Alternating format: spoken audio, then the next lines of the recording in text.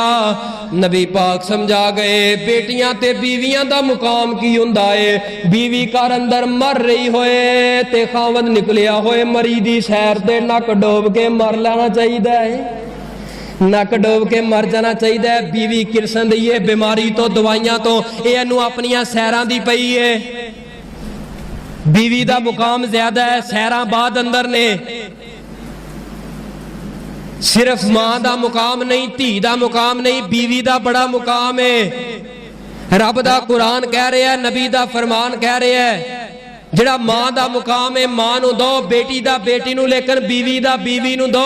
बीवी नू बीवी बना के रखो, गुलाम बना के ना रखो, नकरानी बना के ना रखो। मेरे पाक पैगंबर ने समझाया, दर्स दिता है, बीवियां दे नाल प्यार करके दसिया है। आप सल्लल्लाहु अलैहि वसल्लम अपनी जिस वक्त बोटी खाया कर दे, हड्डी चूसिया कर दे, सैयदा आयशा उतो चूसिया कर दिया, नबी पाक चूसिया कर दे। आप फरमाया कर दे मेरे साहबा बीवी दे नाल प्यार करो।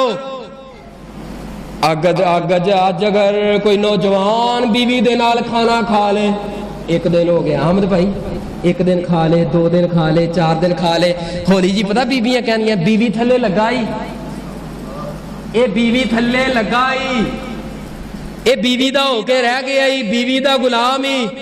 अच्छा उसे सस नू पुछो ना, उसे मां नू पुछो, सुना भैन धी विआही सी जवाई किवें ही?